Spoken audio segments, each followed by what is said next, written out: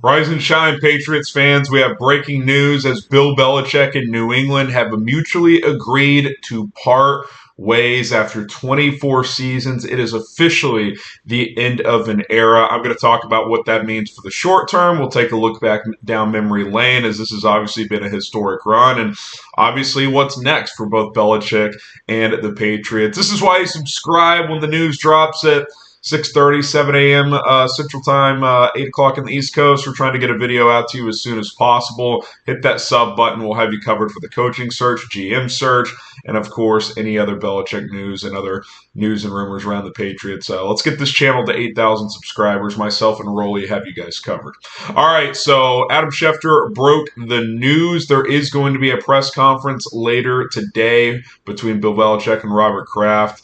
I'm sure they'll discuss why they're going this route, etc. But I think it's appropriate before we look ahead to just kind of appreciate what this guy has done. I mean, in 24 seasons, he's 266 and 121 in New England. I mean, quick math, 266 divided by 24 is about 11. That means he averaged 11 wins a season. And that includes a 4-win season this year, a 7-win season last year. So for about 20 of those years, he basically went 12-4.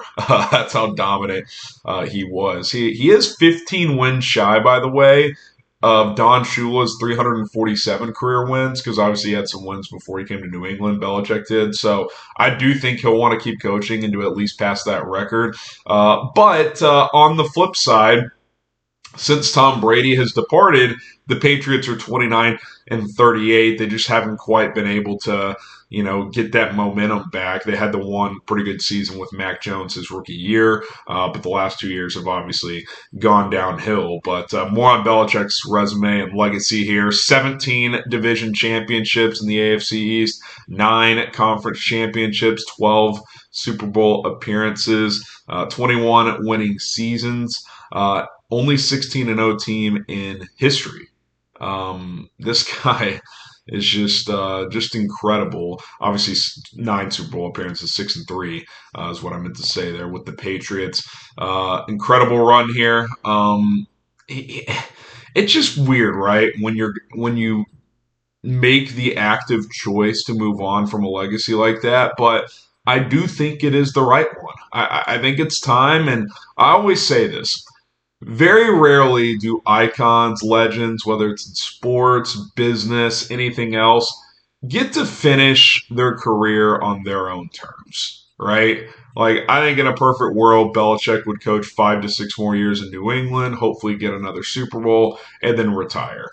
But that's just not the way this is going to go. I do think he wants to coach again. I do think there will be teams that have suitors. But for New England, I just think they need some fresh blood. They need to go in a new direction. So that is definitely what they've decided to do here. Give us your one-word reaction to Belichick and the Pats parting ways down in the comment section below. One-word reaction. Pin comment on today's show, so let us know what you guys think. My one-word reaction is needed. Bittersweet would be another one.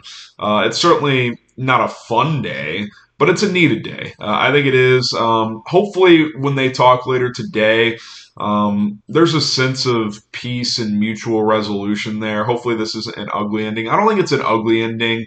It may not be the smoothest ending when you have two, big egos, right? Robert Kraft and Bill Belichick. They both are very good at what they do. So it's obviously not going to be the most fun, but hopefully that mutual respect is there and that they can move forward. Now, I do want to make note, they are not going to trade him. So this is not we've mutually agreed to part ways, we're going to trade you. The Patriots are not seeking trade compensation. So they are not going to go that route.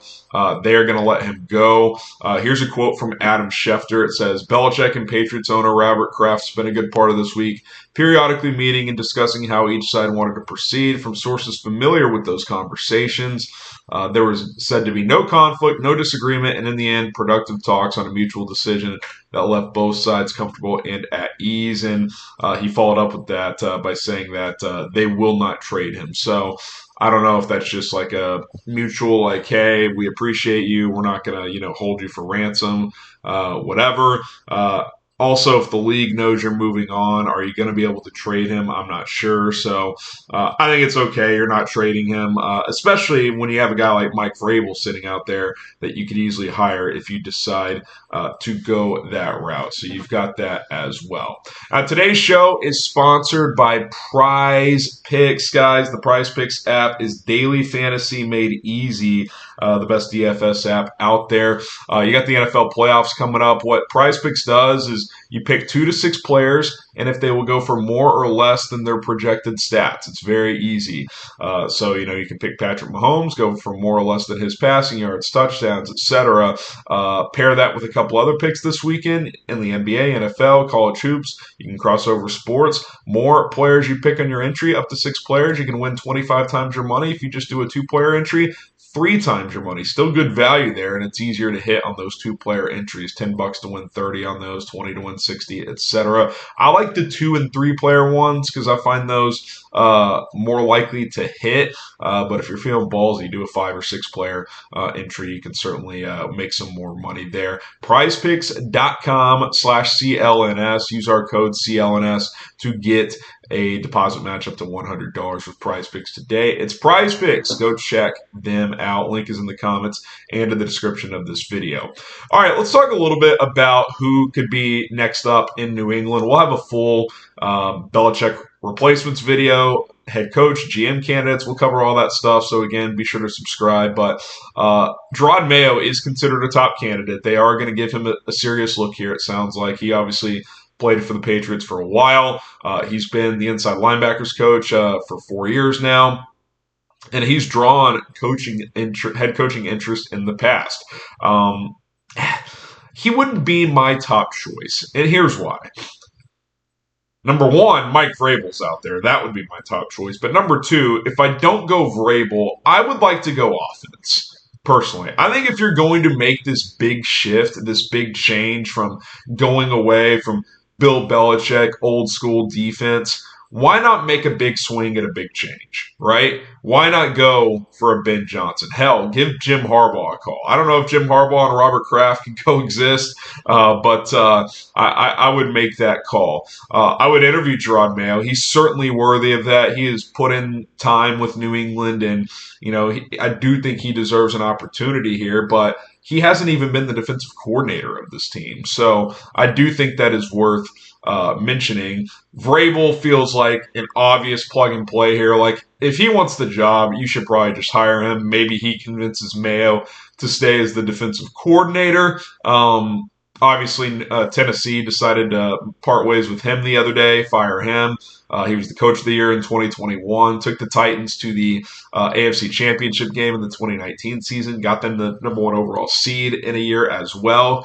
Vrabel's been solid there. I know the last couple of years haven't been great, but they also have lost some key pieces on that roster. He never had a quarterback better than Ryan Tannehill and was still winning at a high level.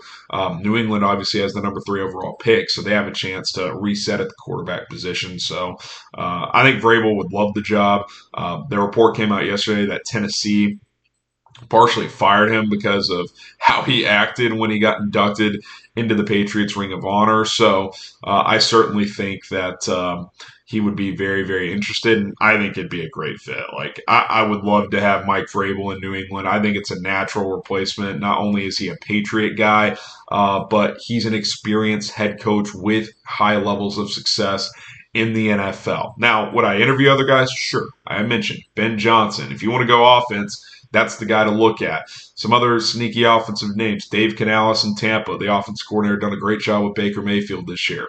You look at Bobby Slowick in Houston. That's a guy you could go at as well. So with what he's done with C.J. Stroud. But to me, if you can get Mike Vrabel, that is the guy. So we'll see where it goes from here. Let us know who you guys want as the next Patriots head coach. Do you want Mike Vrabel? Do you want Jerod Mayo? Do you want someone else? Let us know in the comment section down below here on New England Patriots Today. And stay tuned. We'll have another video later. We may even go live depending on schedule things up at the Chat Sports offices. Obviously, I have to get ready, drop my son off at school, then get to the office. So that will be happening after this. But turn on notifications. That way you know exactly what we're doing and if we do go live. So we can talk more about Bill Belichick moving on and also the Patriots going in a new direction to see who they could bring in next. All right, we'll see you soon.